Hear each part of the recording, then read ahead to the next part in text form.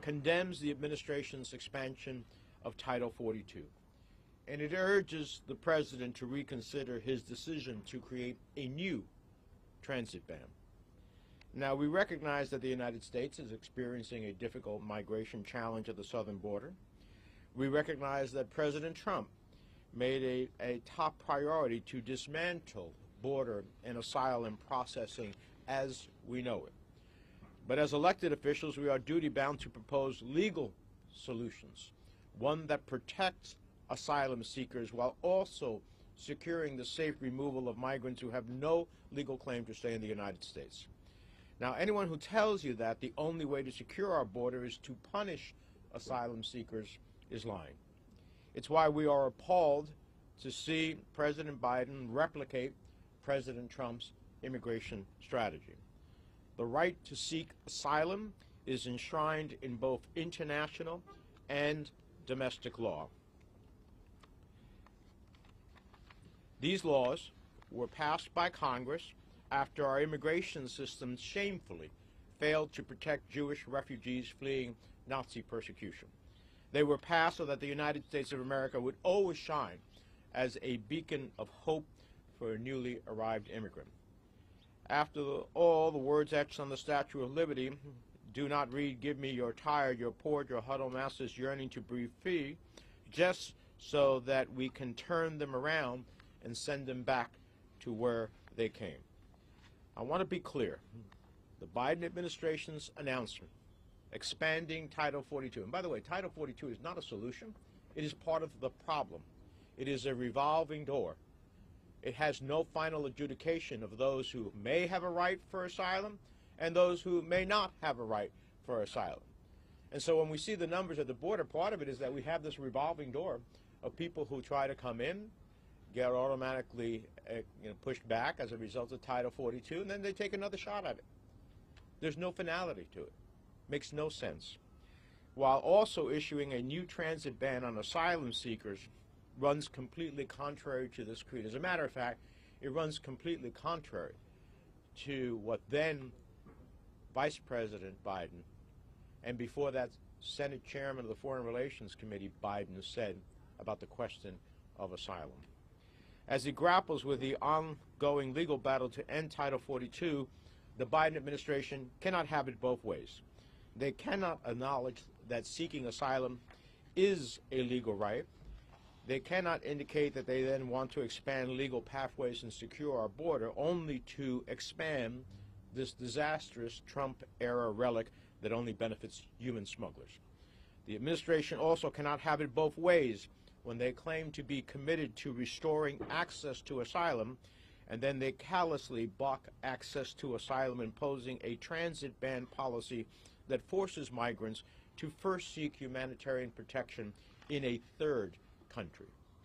3 years ago, when President Biden promised to dismantle President Trump's asylum bans, he said, and I quote, "This is the first time ever you've had to seek asylum in a third country. It's outrageous, and it's wrong." Close quote.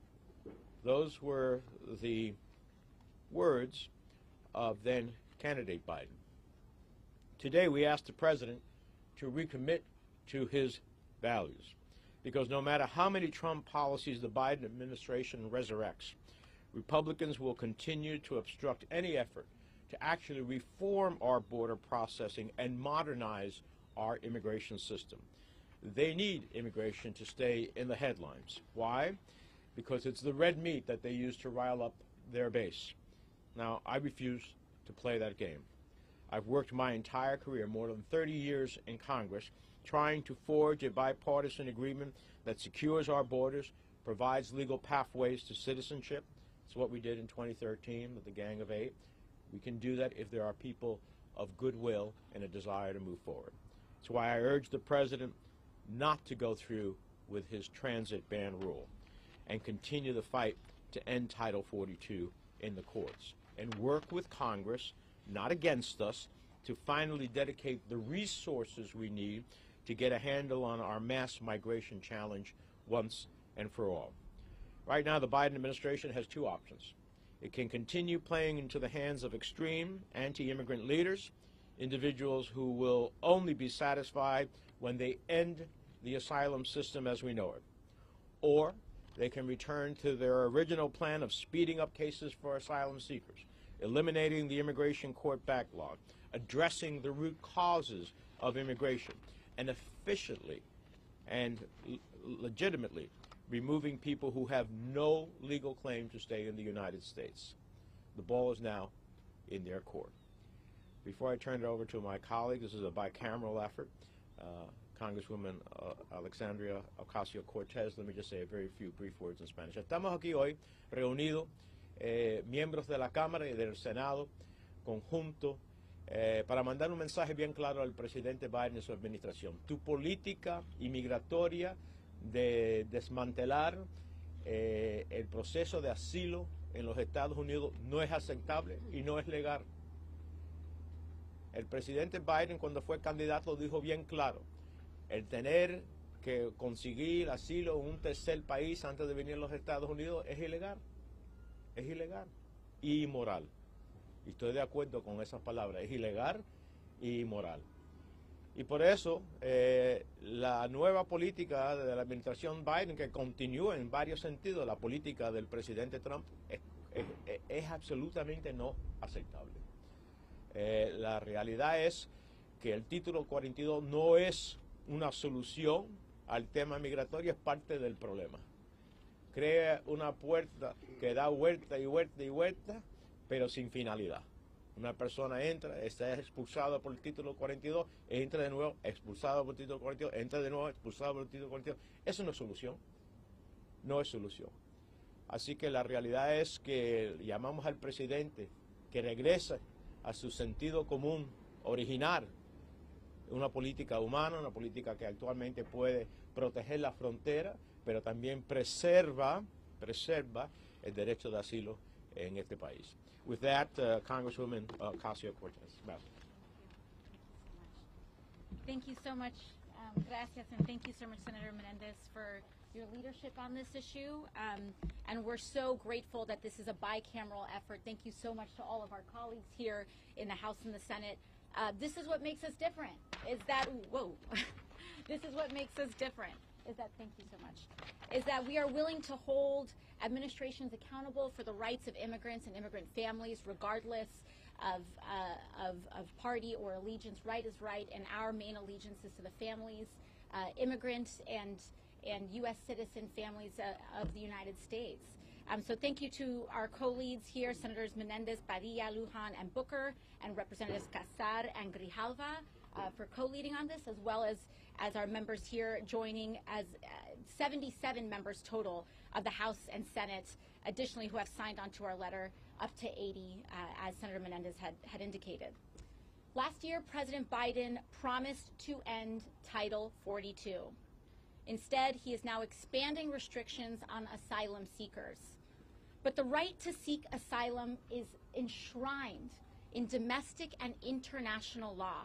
And the United States is a shining example. And we have sought and aspired to be an example to uphold international law. Instead, this administration is making it effectively impossible to seek refuge at our border. The courts rightly rejected the Trump administration's attempt to categorically end asylum. President Biden should listen to the courts and human rights activists and reverse course. There can be no confusing the Biden administration's immigration policy with the Trump administration's, but doing better than Trump doesn't mean it shouldn't be the bar. Thousands of lives are being put in real danger every day. There have been more than 10,000 violent attacks on people at our border, including kidnappings, serious assaults, and deaths against individuals who were expelled due to Title 42 since the beginning of the Biden administration.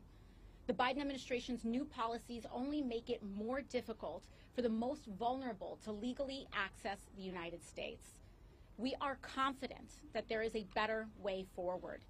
And this is a sentiment not just held by progressive members, but by 77 Democrats in the House and Senate across the ideological spectrum. We are ready to work with the president to ensure that we have a safe, humane border that upholds the right to asylum without recreating unjust policies of past administrations.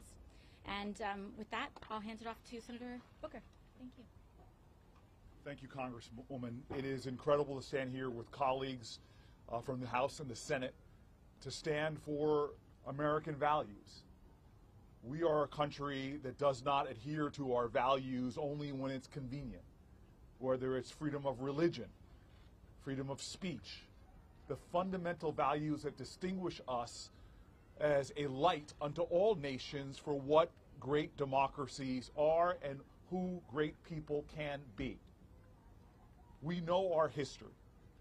We are at our best when times are tough, that we don't abandon our common values, but we adhere to them more strongly. And yes, we have dark chapters, like when the St. Louis, during the Holocaust, sailed to our shores and was turned around, where folks were sent back to those horrors and many died. It was coming out of that history that we as a nation affirmed that our values, our ideals, our virtue would be made real in law, codified by our government, that we would say never again. And yet here we are now, when there is a global migration crisis, where we are seeing political persecution, religious violence, all across our planet driving a migration crisis. At a time in human history that calls for us as Americans, to be a light and a beacon for how to address these global challenges, we are seeing the extension of Title 42 that ultimately is putting people in crisis and in danger, facing persecution and violence, back into those situations. I have been to the border. I have crossed and met with women escaping persecution who tried to legally present themselves for asylum and were turned away, and they are living a nightmare where they literally have to hide themselves to avoid sexual violence, robbery, and more, or being forced to consider to try to break American laws and enter illegally. This is the time in our country where we should be setting an example for humanity, where we should be adhering to our values, where we should be, as the prophet from the Old Testament says, a light unto nations. I'm proud to stand with my colleagues on both sides of the aisle for our values, for our common virtues, for the law. We can do better. We must do better. This is a time that calls to both conscience, it calls to leadership, and it calls to the heart of our country. I'm very proud to bring up right now a new colleague, Representative Greg Casar. Thank you. Good morning, buenos dias. I'm so thankful and honored to be able to join my colleagues here and in the Congress. I'm Greg Casar, representing the 35th District of Texas, which stretches from East Austin down into the heart of San Antonio. I want to take us back to June 27th, 2022. 53 people were found dead in the back of a tractor trailer. 53 fathers, mothers, grandmothers, children as young as 13 years old, scorched to death in the scorching Texas heat. An absolute tragedy. Governor Abbott, the governor of my state, on that day, June 27th, put out a public statement. His public statement did not include remorse. It did not include honoring the dead or prayers for the few that survived and were struggling in the hospital. His words, and I quote, were, "These deaths are on Biden." Those words unmask a fundamental and disturbing truth about American politics today. The extreme right wing and those running for coward-in-chief do not care about solving our immigration challenges. Those bodies to them were not a human tragedy. They were an opportunity to go on Fox News and talk about the president. That's a horrifying truth that is critical for us to understand today. When I went to Reynosa just weeks ago and was standing in tents and in the dirt with mothers and children that had been turned away by Title 42, I, just like my colleagues and the vast majority of the American people, see a humanitarian crisis and a public policy challenge. But the extreme right wing see it as a political opportunity. When my community in San Antonio is trying to help people fleeing extreme violence and disaster, a Western Hemispheric displacement crisis, when there's people sleeping on the streets of El Paso, we see a challenge to be solved. But we know that for the extreme right wing, it is an opportunity to tweet and to try to run for president. And so that brings us to this letter today and to our joint advocacy today. Because the expansion of Title 42 and the transit ban will not solve this humanitarian crisis. We're already getting reports from my community and other communities in Texas that it's resulting in fewer people coming through the orderly process of seeking asylum at the port of entry.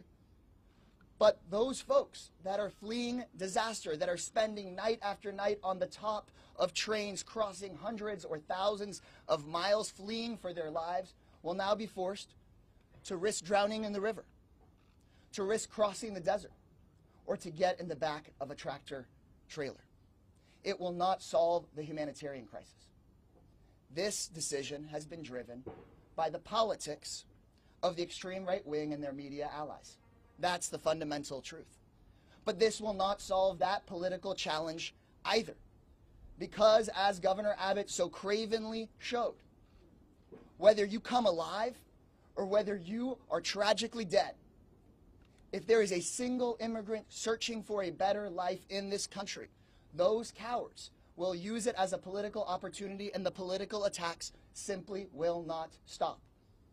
Whether people are presenting themselves at ports of entry, whether they're in El Paso or they're in Laredo, whether they're coming and building a better life and making our state greater in places like San Antonio or Austin, if there is a single immigrant searching for a better life, the most cynical people searching for political power will continue their attacks. But there is a solution that people of conscience, Democrats, and anybody across the aisle that wants to work with us can bring forward that would solve the humanitarian crisis and address the politics, which means finally fixing our broken immigration system. Representative Ocasio-Cortez and I have not been alive. We were born after the last time this Congress and the president came up with real solutions and real pathways to bring people here in an orderly, safe, and legal manner to continue to construct and support this amazing country. Because people, like my grandmother, could come back and forth to safety to Texas and back to Mexico and back to Texas, we have members of Congress, we have doctors, we have teachers, we have a growing economy. We can solve this challenge, but we have to ignore the cynics and do the work of solving the humanitarian crisis and taking this political chip off the table. Amen. Thank you guys so very much. Thank you, Congressman. I don't see Congressman Barrett on. Is she here? She's not yet. Not yet. So our colleague, Senator Markey of Massachusetts. Thank you. Thank you so much. I was alive when the last bill passed. I was a friend of Senator Simpson. I was a friend of Congressman Mazzoli. They came across the aisle. They came across the chambers to work together to find a comprehensive immigration policy. And they did so consistent with the values of our country. And the understanding that immigration is what makes our country great. It is what has made our country great. And it reflects the history of the United States, understanding that you cannot make America great again by making America hate again. And that's what Title 42 is all about. It's a complete and total repudiation of who we have been as a nation for the entirety of our history. And I want to thank Senator Menendez and Booker, my friend Congresswoman Ocasio-Cortez. Thank you, Representative Kazar, for your leadership. We're here today because we expect more from the Biden administration than we did from the Trump administration. Donald Trump spearheaded a campaign to implement inhumane and immoral immigration policies which Republicans supported and which has dramatically damaged our immigration system. This campaign of xenophobia, racism, and terror, coupled with Republican obstruction of all Democratic efforts to modernize our immigration system, have left us facing unprecedented challenges at the southern border. Title 42, the public health law that President Trump cynically used and exploited as an anti-immigrant weapon of mass expulsion, is exacerbating these challenges. There never was and certainly no longer is any justification for the use of Title 42 at our southern border. So I am extremely dismayed and disappointed by the Biden administration's decision to expand its use. It's long past time to stop using public health as a pretext for stopping immigrants at the border and turning them away. A few weeks ago, President Biden said, "I don't like Title 42. Well, Mr. President, we don't like it either. And your administration should be trying to end it and not to expand its use. The solution to the problems at our border is neither an expansion of Title 42 nor the new limits the Biden administration proposes on the longstanding right to seek asylum at our border. We urge the Biden administration to scrap its plans for a new asylum transit rule, one that will effectively resurrect the terrible Trump transit ban, barring people from asylum if they entered the United States without authorization or if they fail to seek asylum protections in their countries of transit. An asylum transit ban would be illegal and it would be immoral. We must respect international law and our nation's historical commitment to offering protection in the United States to those who have none at home. Mr. President, we expect better, we demand better, and we're going to continue to work as hard as we can to ensure that we put a humane policy on the books. Let me now turn and introduce my great colleague, Representative Schakowsky from Illinois. Oh, I'm sorry, Representative Hsu. I'm sorry. I'm so sorry. I'm Congressmember Judy Chu. My district includes Monterey Park, California, and while our community recovers from the shooting this weekend, there is another issue of justice, and that is the right to seek asylum at our borders. We all know that it's been decades since Congress has passed any comprehensive legislation on immigration, and the issues facing our nation today are drastically different from what is reflected in our current policies. Understanding this, I know that the Biden administration has limited tools to address the real forced global migration crises we are facing. I applaud the administration for using creative tools on hand to expand legal pathways for some in need. However, the expansion of some pathways must not come at the cost of access to asylum for others. To that end, I'm deeply alarmed by the administration's decision to expand harmful Trump-era policies like the cruel Title 42 border policy. It's responsible for sending thousands of asylum seekers back to dangerous situations where they faced assault, rape, and even murder. In addition, Title 42 contributes to the growing problems of xenophobia and anti-immigrant violence by painting those crossing the border as uniquely dangerous compared to other travelers. I'm also concerned with the proposal to revive the unlawful Trump asylum ban, which would block asylum automatically unless individuals first apply in the countries that they travel through. Together, these actions will dramatically limit the legal rights of immigrants seeking protection at the southern border and betray our country's commitment to ensuring fundamental human rights of those seeking relief here. Instead of furthering a narrative that we should fear those crossing our border and subject asylum seekers to dangerous conditions, we should be prioritizing the health and safety of those seeking asylum here. I also urge the Biden administration to extend DED status to those who are from Hong Kong and stood up for democracy. Sending them back would send them to most certain imprisonment and death. And meanwhile, I also urge the Biden administration to remain committed to establishing a humane and orderly immigration agenda that respects human rights, human dignity, and international law. And now I turn it over to my incredible colleague who's been so outspoken on immigration issues, Congressmember Yvette Clarke. Oh, no, I'm sorry.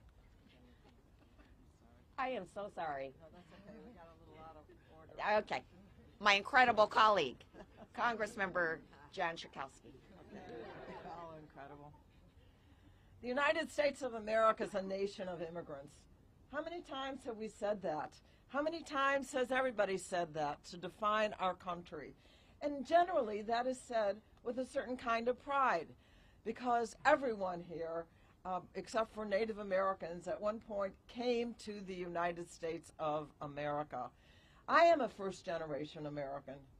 Neither of my parents was born in the United States. Both of them came with their parents as small children from Russia, fleeing the persecution against Jews in the last century, and have found a home and thrived in the United States of America. This is our country. But we define our country as a welcoming place for people. I live in a community, the district that I represent in Chicago, the 6th Congressional District, in many ways is a beacon for immigrants. We have people that come from all over the world. The high school that I went to years ago had a book just written about it called Refugee High, and programs are developed to welcome and to help integrate the students from all over the world. And here we are today, watching this humanitarian crisis at the border, one that doesn't need to happen. We are better than that because we can develop an immigration system. We certainly can make sure that the right to asylum, which is the law of the land, which is also international law, is abided by. We can absolutely figure this out in a way much better than Title 42 that says, no, you can't come here. You have to go back. Or, you know, we aren't going to allow you to even apply for asylum as legal as it is in the United States. So I join my colleagues today who have been so eloquent in their reasons why Title 42, the President of the United States ought to go back to his original commitment that said Title 42, which he has said is not a good policy, should be removed. And so I'm happy to join all my colleagues in asking the President of the United States to reconsider, to change that. We can do this. Thank you.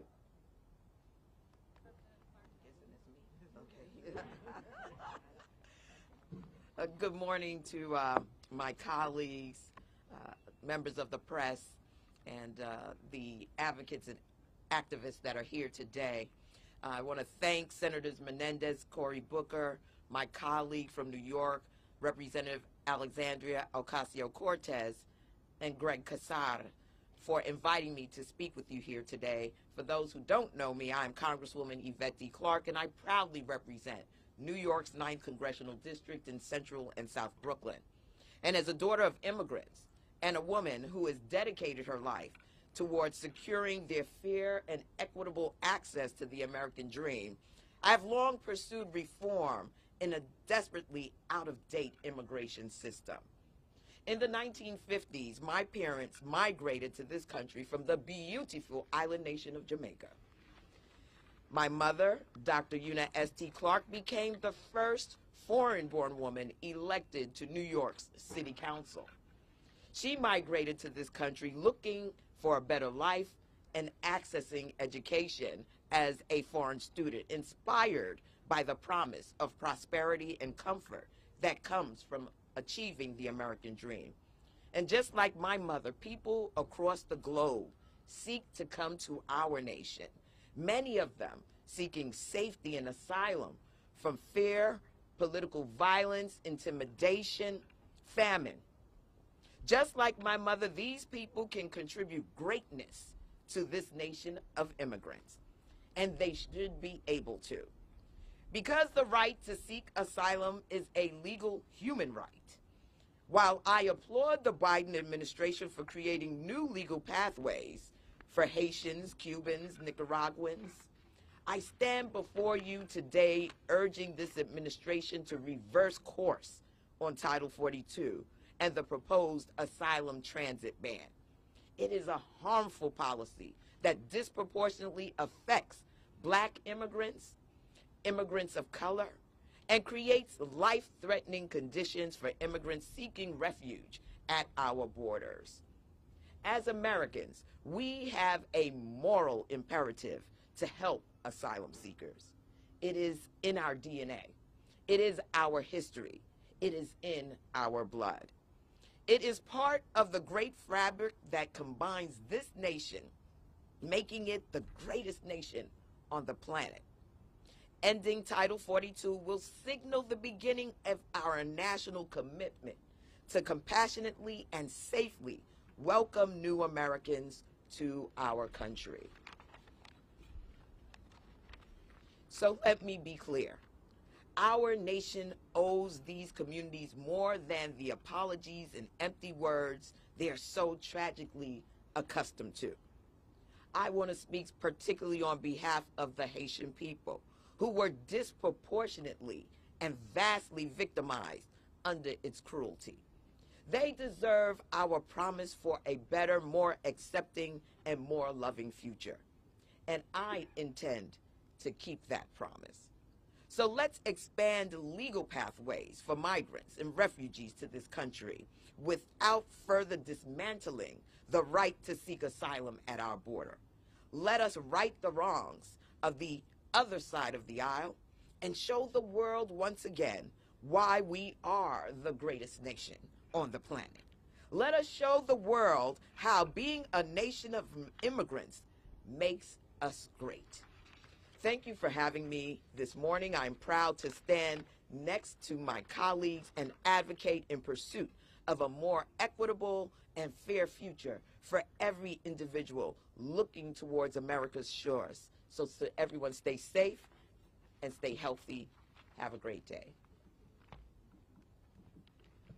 Okay, I'm trying to get out of here. And bring up my next colleague, the Honorable Cori Bush of Missouri.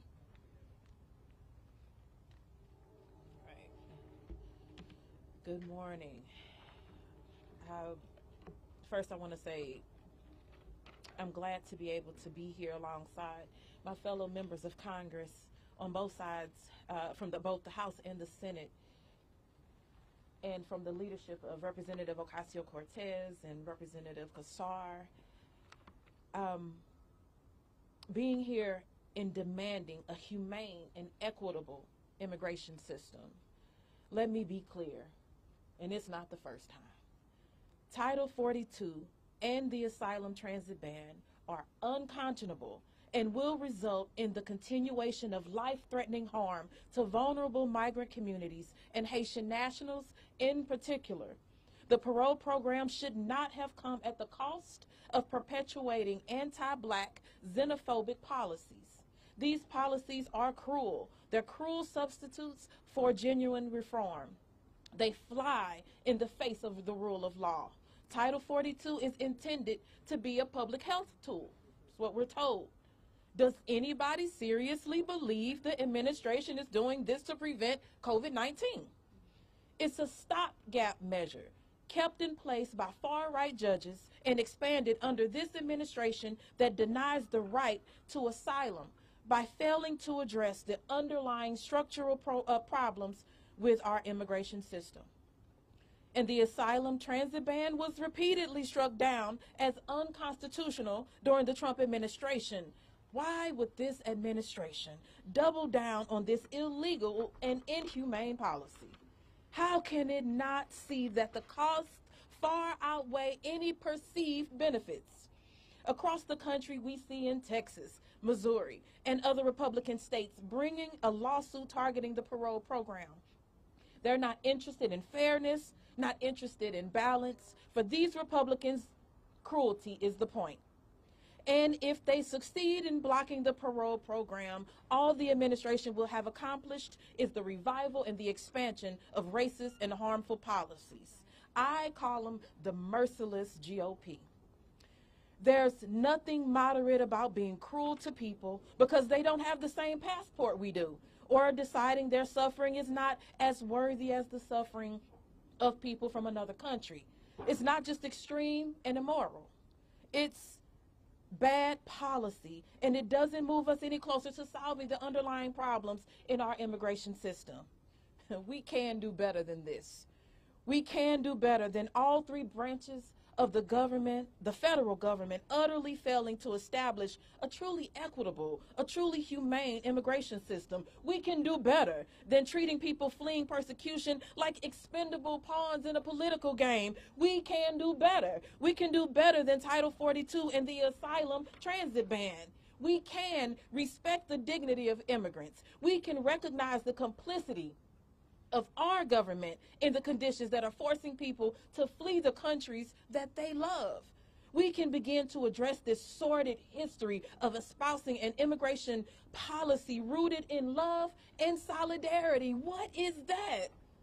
We can enact the many legislative and executive proposals that my colleagues and I have been advocating for to address structural problems. We can build a safe, we can build a fair, an orderly, and just immigration system that all of us can be proud of.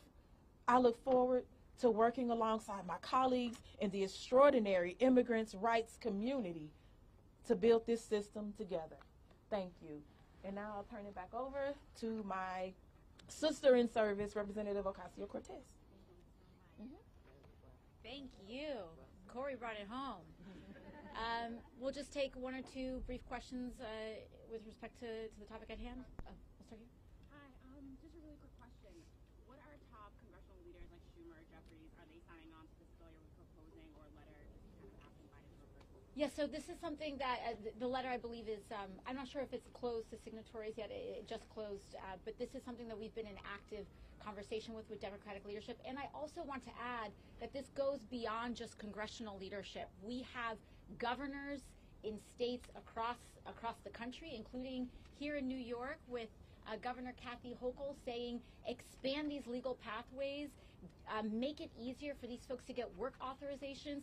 Here in New York, we are ready to put people to work. We just need the administration to help us expand those pathways to let them do that. We can do this, and we can do this together. Congresswoman, so many immigrations experts that I've spoken with have said, and I'm sure you all would agree, that the asylum system is backlogged right now, and that's causing a really serious issue. What reforms do you think need to be made to address that? Should there be clear guidelines with regards to what qualifies as asylum? You know, I think there's a couple of things. There's the regulatory issues that we have, and there's statutory issues. Right now, there are regulatory regimes in place that extend these backlogs and make them longer than necessary, these 180-day wait periods, for example. But also, when we look at our work here in Congress, we devote so many resources to places in DHS, that are very focused on enforcement and not enough resources in places like USCIS to ensure that we can process these backlogs. So there's things that we can do here, and I believe that there's regulatory changes. And one last question. Is there anything that Congress can do to force the administration's hand on this? And to Congressman Bush's point on this, those Republican-led lawsuits in 20-plus states now, are you worried that your positions are going to make it really hard for the administration to compromise and win on this? Well, you know, sorry, your first, and let me start with your first question. And your first question was, could you repeat that? If Congress can do anything to force the administration's hand?